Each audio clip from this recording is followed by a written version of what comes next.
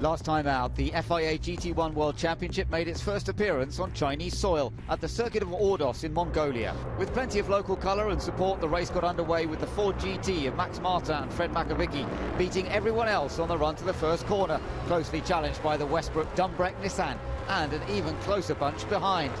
The Ford was in its element at Ordos, but Westbrook wasn't about to hand in the towel. Nicky Katzberg spun out in the number 20 car, and the number 9 Belgian Racing Ford also spun and was lucky to be missed. The Mark VDS Ford stopped earlier than the Nissan and enjoyed a trouble-free driver change. Westbrook was slightly hindered on his way into the pits, and despite the team's best efforts, Dumbreck was unable to get out ahead of the Ford, which sailed serenely on. David Brabham had taken over from Campbell Walter, but the pit stop had been slow, forcing him on the attack. He passed one Lamborghini, but the other proved a tough nut to crack. Michael Rossi suffered a spin in the Exim Bank Team China Corvette, but up front it was a weekend to savour for Fred Makovicky and Max Martin as they backed up their qualifying race victory with success in the championship race as well.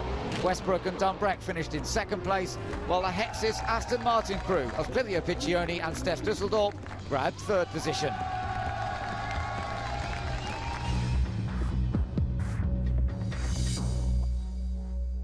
The series stays in China for the penultimate round of the championship, travelling from Ordos to Beijing. For Aston Martin, the young driver team struggled at Ordos. Stefan Mucker and Darren Turner came home fifth, but engine problems for Thomas Enger and Alex Muller meant the Gulf-liveried car failed to score at all. French outfit Hexis enjoyed rather more success with third and fourth places. The team has now moved into second position in the team's championship, just 5 off the lead, and as ever in the pits they're the ones to beat. The goal is the championship, of course, and I think everybody saw in the paddock that we have a really good team spirit. For the moment the guys are the best on pit stop, definitely, and my 4 drivers are really fantastic, so it will be good to be a world champion, and we have a chance in the driver championship too.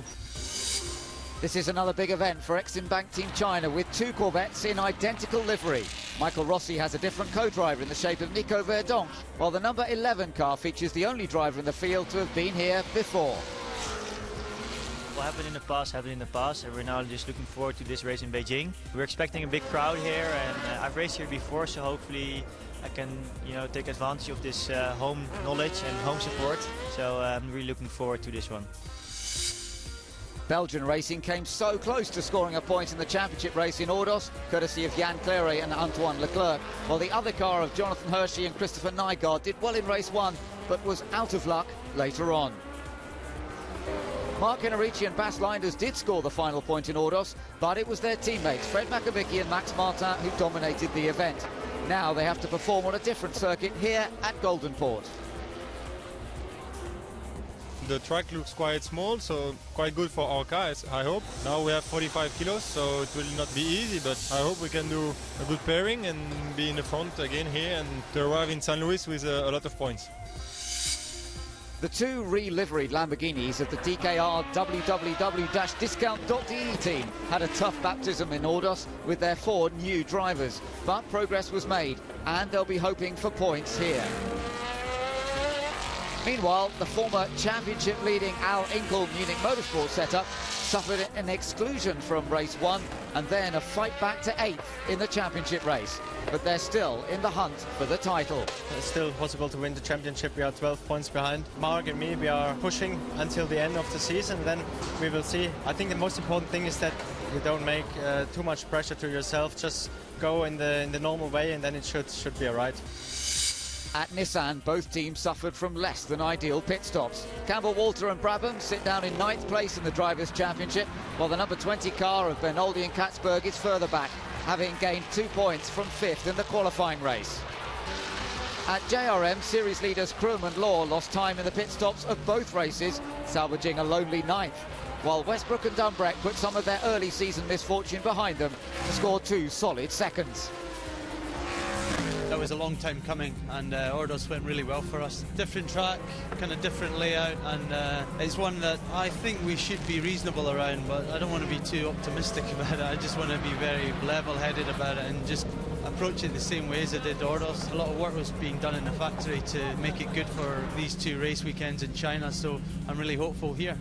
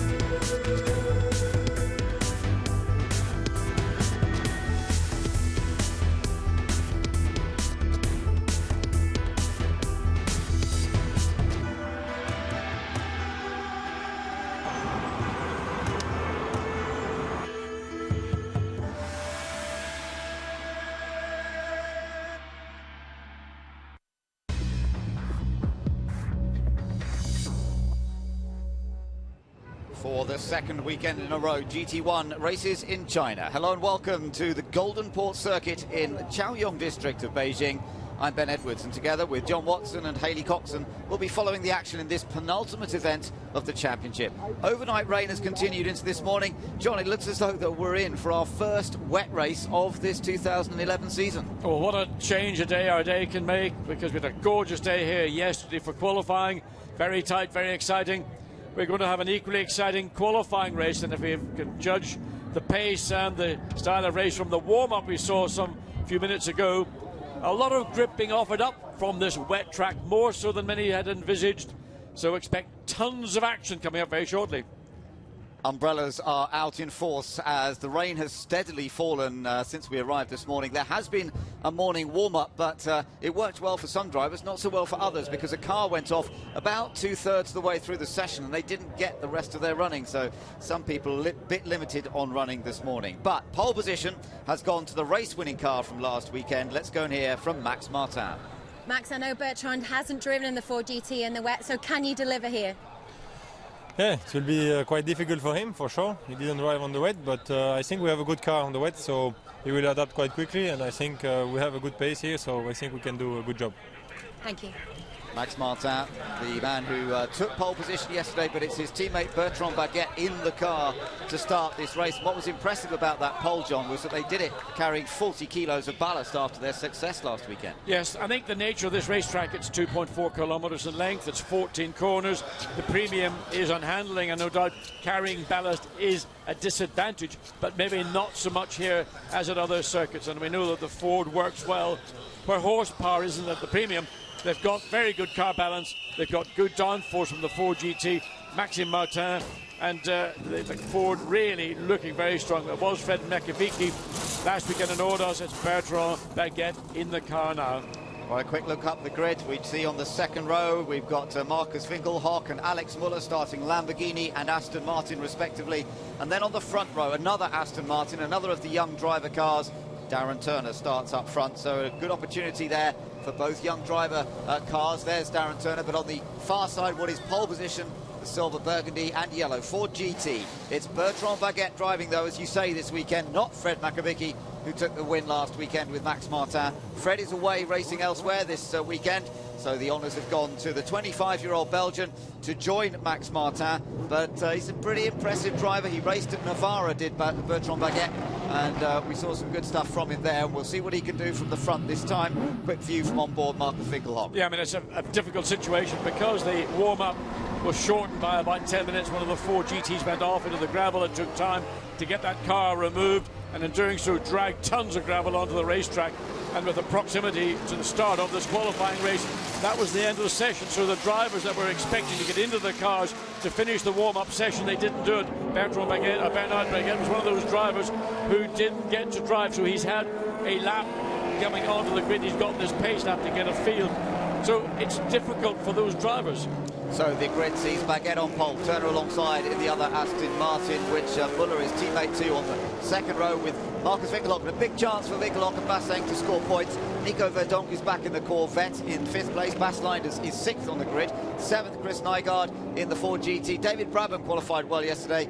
They're 8th on the grid. 9th, the Dunbrett Westbrook car. Peter starts the race. Andrea Piccini in the Aston Martin starts 10th. Jan Claret had an off this morning in the warm-up. Leinbergen on next door to him, coming back into their second event this year. Michael Krum 13th on the grid. Pretty poor for them. Pastorelli 14th. Then Den Boer and Kennard on the 8th row of the grid, and at the back we've got Piccioni and Bernoldi. Now Bernoldi, just to explain that quickly, the Nissan went off in the hands of Nicky Katzberg yesterday morning, and they didn't actually get the car out for qualifying at all. No, they didn't. There was a damage to the front of the car, quite severe damage, but they got it finished. But of course, Enrique Bernoldi, basically almost, not literally, almost a stranger to this circuit, having not had a chance to qualify.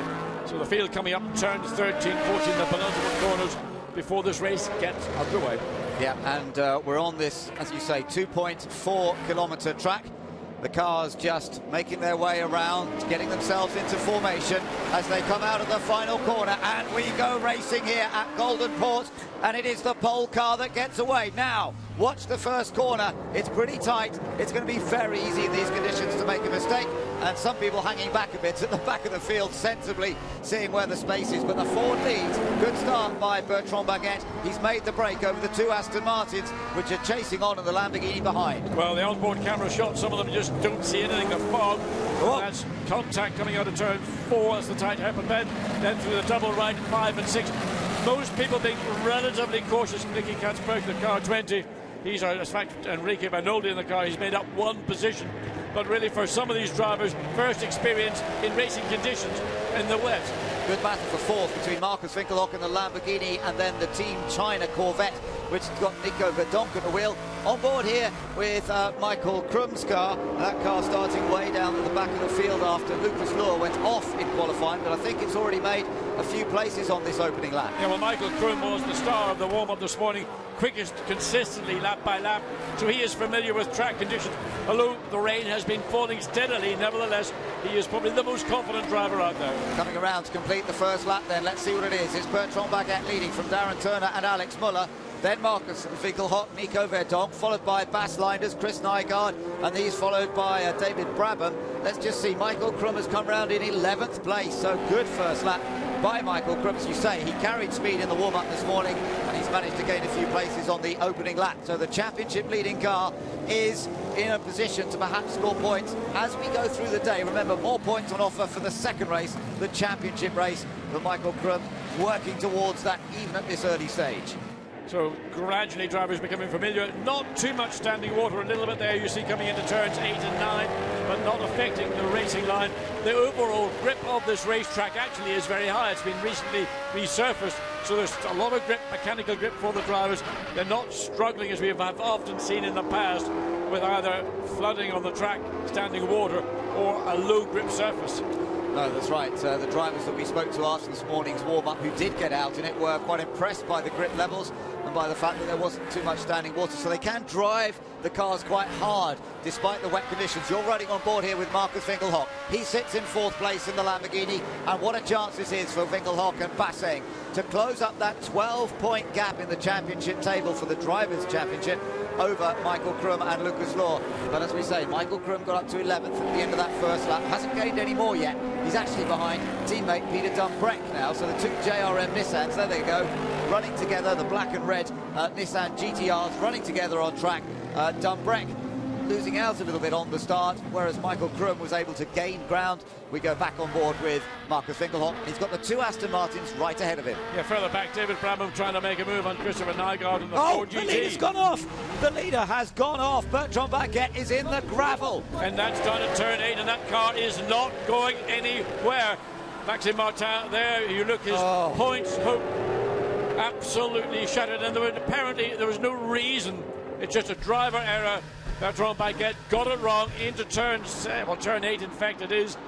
It will be a safety car because that car cannot be removed from that particular part of the racetrack. The gravel traps here particularly soft. If you go into them, you're not coming out without outside assistance. Aston Martin now lead with the Ford having gone off of Bertrand Baguette. The super sub has made a mistake in the opening laps here. John, let's see if we can see what he did. Round turns 5. Then, into sound of 6 into 7, just gets it wrong on the brakes, locks it up, slides sideways, can do nothing. There's so little grip once you lose control of the car, and once he's in the gravel trap, that is it over. Look, you can see the faces on the Ford Mark VDS team.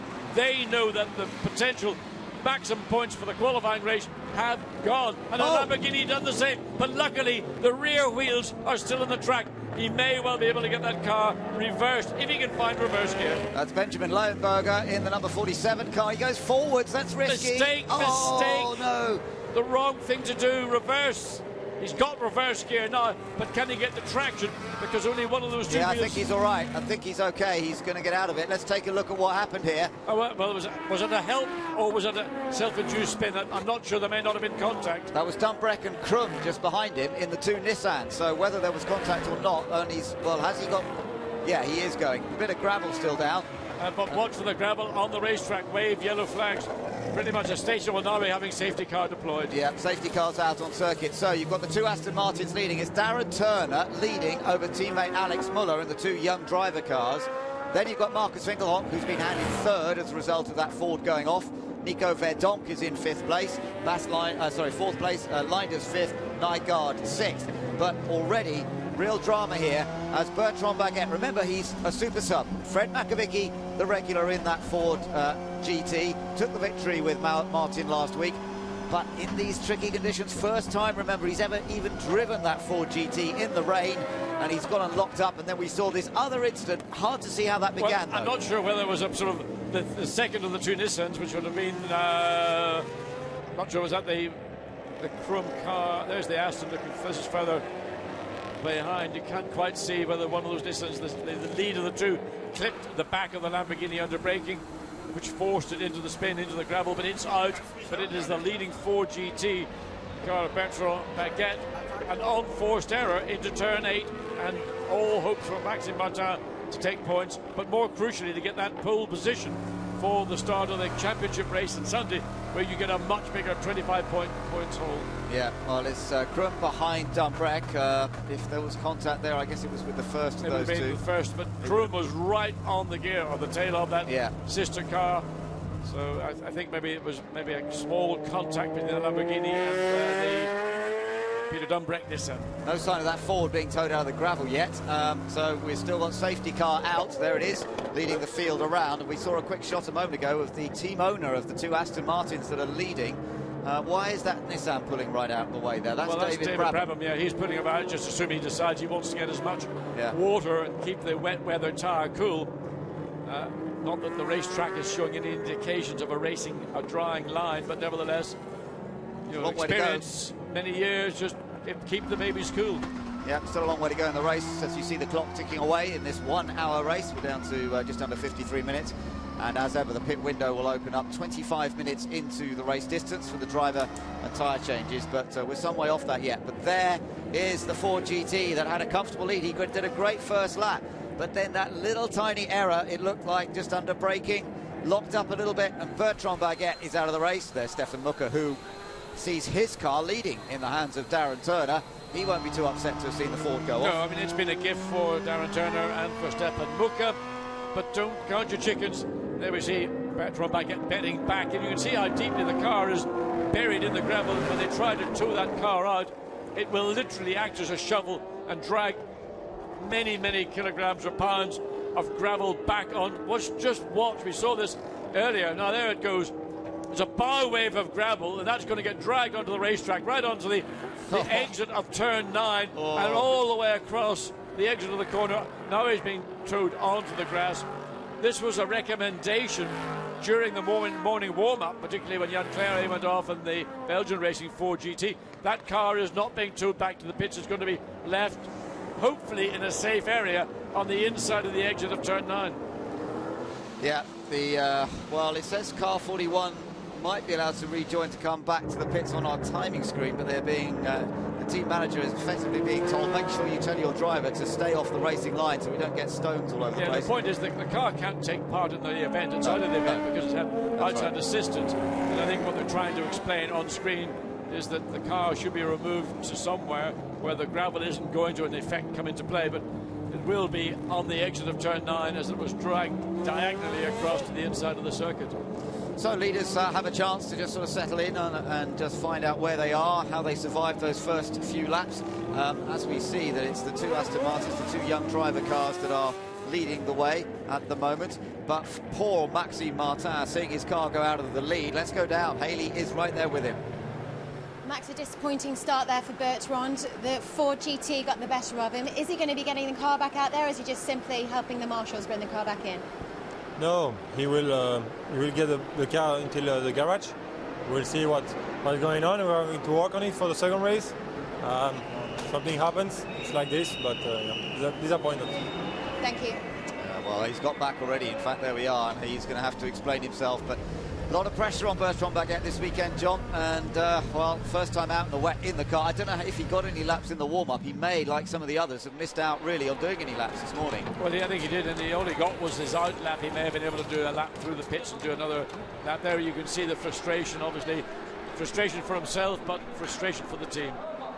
Well, there is Bertrand going over. He's so upset, so cross, you can understand Can you tell us what happened? I don't know whether he's going to... The gearbox went in neutral. The gearbox went in neutral, and then when I put first gear in, the car gave me a kick, but I don't know what happened. The gearbox went in neutral. It's not normal. Well, so... Thank you. Gearbox went into neutral, Johnny's saying, and that's what caught him out. Yes, I mean, if you lose the benefit of the retardation from the gearbox, as well as the braking, and in the wet you use the gearbox to help the braking quite a lot, maybe more so than you would do in the dry, and therefore if he didn't have that assistance, he was harder on the brakes to slow the car down, and of course then the brake will lock up, and once he was into that situation, there was nothing he could do. Let's take a look at the start once again. He got a good start, did Baguette, and then you had the two Aston Martins running side by side. They were fairly careful there, and in fact I was impressed with everybody through the first turn because it's a tightening corner. Yes, it was a clean start by everybody. I mean, in difficult circumstances, some of the drivers not having had any contact. Well, look, you can see there was a bit of touch there. There was, yeah. yes, from the Marcus Winkelhock and back of the Darren Turner car, and down into turn 4, very, very tight. The other Aston on the outside, Alex Miller, falls in line behind that sister car. That was tight, wasn't it? That was really tight. Look how wide. Ooh, that was interesting how wide the Ford had gone down to that a first hairpin. And then you saw, this is the onboard view of what happened to Baguette. Well, it did actually, I think it did go to neutral. It did go into neutral, actually. It looks like it went neutral, then he got it pushed it again, and he got first gear. This was a little bit later on that lap. So he did have a problem that confirmed on screen that the car would appear to have found neutral when it should have found first gear. He had to go for it again, but by which time he was into literally hunting out the gravel. Yeah, interesting. You can see on the data logging screen it went to 0 rather than 1 for first gear. So certainly Bertrand Baguette having a problem on the down change. This is where you'd like a pair of good screen washers on your race car, because a lot of muck on the screen of the lead Aston Martin, Darren Turner. And of course, that's for the back with the Hexus Aston. Well, Stefan Mucker will be looking forward to taking over the car from Darren Turner later on. Let's go and hear from him now. Stefan, Darren and Alex are currently sat 1-2. Will they race each other? I think the key thing is to stay on track in the moment. As you can see, it's very difficult outside. Many mistakes, and the key thing is stay on the track, and I think that's what they want to do, both. Thank you. Yes, I think that's the key thing at this point. I mean, such a narrow, tight, twisty little circuit. There's the team boss, team owner, and I'm sure he's quite happy, but he looks a bit nervous at the moment because it's still very early stages in this race. Yes, with 47 minutes remaining, and within 12 minutes the pit lane will actually be open. But that's the issue I was talking about. Darren Turner has not got great visibility. There's always the concern about putting your wiper on, because you might actually drag more dirt onto your windscreen and might get a smear rather than get a clear windscreen. Still clearing the stones away. That was from the Ford number 41, the lead car, being dragged back onto the track, so getting all the gravel. That was almost like a bow wave when it came back onto the circuit. Yeah, and as we've seen, these gravel tracks are very soft and quite big stones as well, so it does have a very effective way of stopping the car from hitting barriers. Damage to the Den Boer car in 14th place, the second of the Corvettes. There you can see it, the left-hand side, and of course that car being driven by Jerome Den Boer, who got into trouble on the opening lap in order. So the left front of that car suffering relatively heavy damage, but not having any impact. No body rub on the tyres so far. No, but it's the car he shares with Ho Pin Tung, the Chinese driver, who again didn't get any laps himself this morning in the warm-up because of the way the session was stopped under red flag for Jan Claire's spin. Umbrellas, are they coming down or going back up again? I think he must have bought that one down in the silk market in downtown Beijing. It isn't the real thing. It's not even that windy today. We've hardly got any breeze, so I do hope it hasn't been blown inside out. Stefan Mucker waiting to see, everyone anxiously waiting to see when the safety car is going to be coming back in. I don't think it's going to be long now because the clear-up operation is going on, but definitely a few people getting some more hoods over them. Looks as though the rain might be coming down a little bit more once again. Still plenty of time to go in this race. Well, there's not a breath of wind anywhere, and the rain's just the clouds hanging over the circuit, and it's just falling vertically. So racetrack is not indicating it's going to dry up. There we see now some of the Hexus Puccini's car giving a quick wipe, and that's the danger. If you haven't got enough water on the screen, you get a smear. Yeah. And that can be quite difficult. You're on board the number 21 Nissan here of David Brabham. His wipe is working effectively. Yeah. And that's an effective wiper. I mean, it really... But the rain is definitely coming down again. Darren Turner still is always getting it going now. It is working. I wondered for a moment whether his wiper would stop, but no, it's okay. He is. And here we go.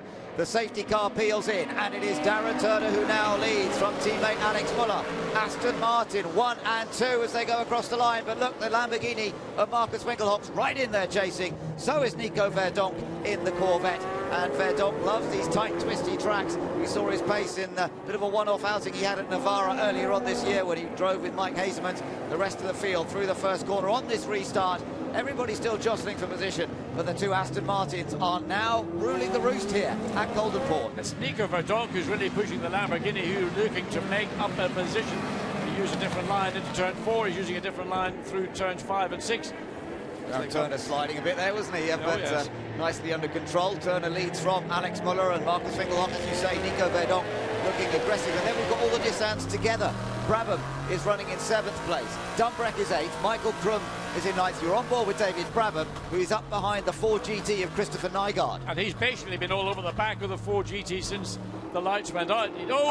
Big tank slapper from Alex Muller. And that was through turns 11 and 12. That's the quick little flip-flap. Lamborghini looks to go down the inside, try and take advantage, but not enough space covered by Muller. But that'll be a heart-stopping moment for the Aston Martin driver. Yeah, but it's given Darren Turner a little bit of a break there, hasn't it? Because he lost a couple of car legs. Thankfully, from Alex Muller's point of view, the Lamborghini wasn't right on his tail. But look at Nico Verdonk here. Yeah, he's the car that I think has got potential to make ground. Of course, Marcus Winkelhock's focused right on the back of the Aston Martin, but in doing so, he may need to be careful. Verdonk will take that position. Yeah, and Verdonk raced regularly in the series last year in one of the Hager Motorsport Maseratis. As I say, he's an occasional visitor this season, but he's got a lot of experience, and he's hounding that Lamborghini. The Lamborghini very fast here in the dry, perhaps not quite got that margin in the wet. And for Marcus Winkelhock, he's not really driven this car in the wet until now, so he's still learning the car. But what a chance still to score useful points over Michael Krum. By the way, Krum is now ahead of Dumbreck. Look at this. That was the pass, I think, up ahead. Michael Krum getting past Peter Dumbreck, and you saw it from on board the Hexus Aston Martin of Andrea Piccini. And Piccini trying to make it through as well, but covered by Peter Dumbreck, so that's only a 1 car loss. Back to turn 13, 14. And I think a little bit more care from Alex Muller that last time coming through turns 11 and 12. Crucial manoeuvre that, though, John, from Michael Krum, because that's got them up into 8th place. He now chases after David Brabham. Not in the points in the qualifying race, but it would certainly put him back in the points in the championship race. Well, the key is grid position. That's what everybody who didn't get a good run in qualifying is looking for, is grid position for the championship race. Points really matter now as we get into these last 2 events of the season. This one and then a gap to Argentina where the season comes to its finale, and it's looking as though it's going to be very, very close indeed. The Lamborghini currently running in 3rd place in this race, remember, is 2nd in the points, and that is the other driver of that Lamborghini. He will have seen Michael Krum moving up the order, and he'll, look, his car is on the attack, trying to get past Alex Muller. Yeah, coming through 8 and 9, tried to make space down the inside, the Aston, a little bit wider at the apex, and not quite enough room, and of course, it's just the momentum off the corner. The Aston was able to consolidate, then back up now through turns 11 and 12. That's where the Aston got a bit leery a couple of laps ago, this time fine.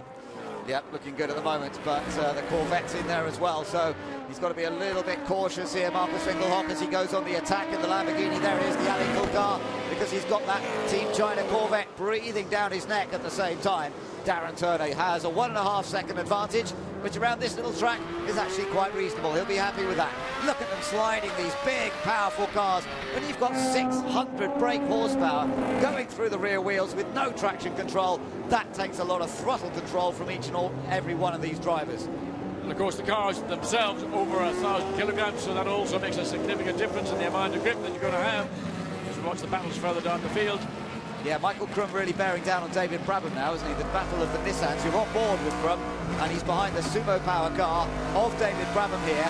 Now, does he take a chance and go for the move? He does, he's got it too. Michael Krum clearly very comfortable indeed in these conditions, having the car worked on, got it to how he likes it after that car went out in the first qualifying round on Friday, where an error from Lucas Lewis saw that car having to start at the back of the field. Well, certainly Bradford didn't fight it as hard as somebody else might have done. But intelligently didn't fight it. He knows that Michael Kroom has caught him. He's caught his teammate, or the other sister, JR Motorsports car.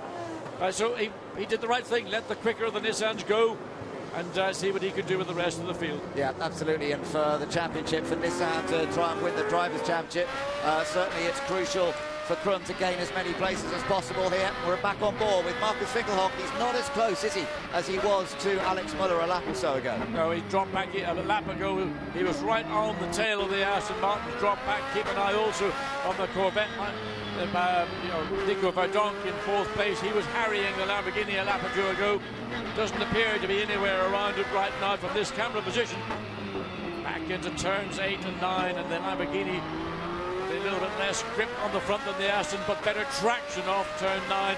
And this is the longest straight here at this Golden Port circuit, 300 metres in length. Yeah, and not even in 6th gear. They only get up to 5th. Just listen to the engine.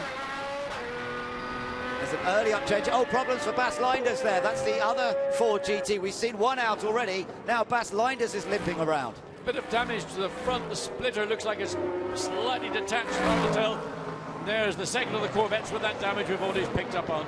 Now, the two Hexus Aston Martins are running around together at the moment. Andrea Piccini in 10th. That means Clivio Piccioni's gained one, I think. And he's gone past a car. He's now up to 11th. So the two Hexus cars, but they need to find more than this because they're looking at chasing down the team's championship in particular. Only 5 points behind JRM coming into this event, and opportunities for them to score, but they've got to move those cars up. Remember, the pit stops are only 3.5 minutes away now, and that could change the complexion of this race hugely. And you can hear how amongst they're having to balance the steering and throttle coming out of the exit of turn 6, then hard on the brakes again. Another opportunity, not quite. Alex Muller able, and again the Aston on power out of turn 9. The back snakes around, looking to get out of the spray of the Aston coming up into turn 10, hard on the brakes. Just keep the pressure on, that's all he can hope to do, hope to force another mistake from Alex Muller, particularly in this part of the track where the Aston maybe isn't quite as stable. Impressive performance from the Astons though. We expected all the mid-engined cars to be very strong, and sure enough they were fast in free practice here, because the weight of the cars predominantly over the back wheels gives them good traction out of the hairpins, but the Astons have shown great pace all weekend, and they seem to have it in the wet too. But Marcus Finkelhoff feels he could get past Alex Muller if he can just find the space. Well, certainly he's putting pressure on Muller in the Aston Martin. We've got, 2.5 minutes before the pit lane is open. I wonder who's going to be the first to dive in and do the driver change. Yeah, we're getting close to that now, and this is fast, furious action. There's no time to relax driving this track. That tiny short straight, the rest of it you're cornering one way or the other, compromising the exit of one corner to try and get the entry point correct for the next one. Darren Turner's doing a beautiful job out front at the moment, leading by 1.3 seconds. Normally 1.3 seconds, we were saying not enough. But in these conditions, it gives Darren Turner the ease of knowing he's not under pressure, he's got nobody ahead of him, and he can just choose the line he wants and do the job he's best. Again, Alex Muller's car looks really, really fidgety at both an entry and an exit of some of these other corners. Yeah, that was the section where he had that mishap a few laps ago. And it's so easy, I tell you what, if you make the tiniest little error here, he takes a wider line through the last couple of corners, trying to find the grip up on the outside. But actually, it's hard to know where the grip lies on this surface. It is good surface, but Max Martin was telling us earlier, it didn't seem to be a specific wet line. It's just a question of avoiding the worst of the bumps. The Corvette dropped away from the Lamborghini, but now Nico Verdonk is beginning to catch up again to the tail of Marcus Winkelhock, and he's dropped back slightly also to from the tail of the second place Aston Martin. The seesaw of these conditions, and just where you find grip, you can make improvements, and everybody will find every lap is almost different to the previous. Interesting look, for example, the last lap around, John, the fastest lap was set by Christopher Nygaard in the Belgian Racing Ford GT, which is actually running in 5th place and not being caught at the moment by Michael Kroom, because Nygaard is the fastest of anybody. You just see him in the back of that shot. Nygaard in the yellow Ford GT, fastest man on track at the moment. I think the reason is that he's been running pretty much on his own for the last 2 or 3 laps, whereas the leading 4 cars, or the sort of second, third and fourth cars, are in effect having a battle not just with what's ahead but with what's behind, and their focus has not been so much on driving as being a big defence. So Winkelhock still following, but watch the time tick away. I don't think none of the leaders obviously are going to be able to get in on this lap, but next time around we will see some of the leaders coming in for their stop. But will all of the leaders choose to come in, or will some stay out there a little longer? Darren Turner with an advantage of 1.8 seconds, still opening up the gap. He gained 4/10 over these two, are battling for second. And right behind them, of course, the fourth place Corvette. We're back on board with Winkelhock. Great racing this, really enjoyable. Pit window is open, and it's Aston Martin versus Lamborghini as down there in the pits, the other guys are getting ready to take over from their teammates. The one car I'm going to keep an eye on is car 23, Michael Kroom. Started at the back of the field, up to 6th place. He is in a groove. Lucas Rohr has not driven this car in the rain. I suspect they'll want to keep Michael Kroom in that car as long as possible. And that might be a winning move from Nissan. Even coming from 6th place. He's only 6.7 seconds behind the lead car. Oh, sorry, I beg your pardon. It's 13.6 seconds behind the lead car. He could certainly do a lot of good work by staying out to the very limit of the pit stop window. Yeah, that'll be interesting to watch, to see what tactics they choose as the leader comes around. I think Darren Turner's certainly staying out there. Yeah, a number of cars, the leaders are all staying out there, interestingly, at the moment. Nobody coming in just yet. Presumably, as the track dries, maybe it makes sense to stay out there, although it's not really drying. We've still got some rain coming down, but the wipers are all working furiously, and nobody going in for that early stop. Thomas Enger getting ready as well. Now we see the Nissans in. So that is Dumbreck who's in. Is Mike? No, that's David Brabham, I think, who's already in. Yep, David gets out. Jamie Campbell-Walter, Richard Westbrook taking over from Peter Dumbreck. But I believe that they're going to keep Michael Kroom out as long as possible, as we see the driver changes going on in the Hexas Aston Martin. That's Andrea Pacini and the Hohenadel car. So we've got 3 cars in the pit lane. Good stop from the Hexas team. They get their car moving before the 2 Nissans that came in ahead of them. Oh, and the Nissan pulls out, just manages to consolidate. But look, that was a poor stop, really, for Westbrook and Dumbreck. So Westbrook's in the car now, but certainly losing out to the Hexas car. Oh, the bumps into the back, 60 kilometres per hour. Maybe there's a puddle there. They both 2 cars appeared to aquaplane coming through the pit lane, even at 60 kilometres per hour. So Darren Turner continues to lead from Alex Muller. The 2 Aston Martins are still 1-2. As going on the attack, Christian Hohenadel drives round the outside of Jamie Campbell-Walter as if he's standing still. Well, opportunistic pass, well thought out, executed, and Jamie Campbell-Walter really caught out there, not knowing really what was going on, looking after his own situation. He doesn't even feel very comfortable in that car. No. Falling back, he's on the brakes. I think he's had a culture shock simply because the car doesn't feel at all comfortable to him. Well, it's really interesting. Look at this. This was when he was released. Now, did he have to lift off the throttle? If the car behind had to lift off... Ben, he was still pulling down on his shoulder straps. Right, okay. Yeah, well, I think they're allowed to tighten them on the way out. But here we go, out of the pit lane, into the downhill left-hand turn 3, sweeps around the outside. Did he let him through? Because otherwise they would have got a penalty, because if that was deemed to have caused an obstruction, I wonder if he let him through there. Maybe, it could have been seen to be an unsafe release. I didn't think it was from where I saw it, because you've got that long lens looking down, it tends to telescope everything in. I don't think it was a problem. Nevertheless, it may be something the stewards will look at. So the race leader is in. I think no, it's the Darren. It's the other one. It's the Gulf-coloured car coming in. So Alex Muller to hand over to Thomas Enger.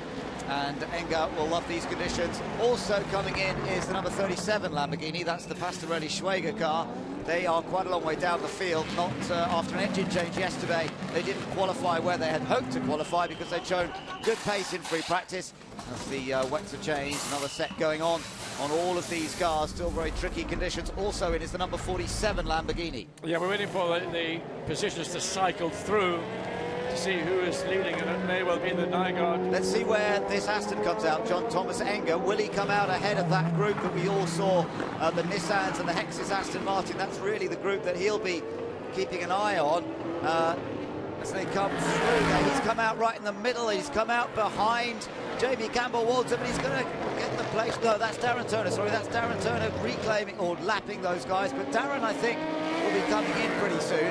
hasn't come in just yet. Darren Turner getting past Jamie Campbell-Walter, and Campbell-Walter definitely struggling here. Yes, he's struggling from the pit lane, let alone on the racetrack. Yeah, Westbrook gets past as well, so something's not been going right for Jamie ever since the pit stop, and he's seen his one of the other Nissans go through.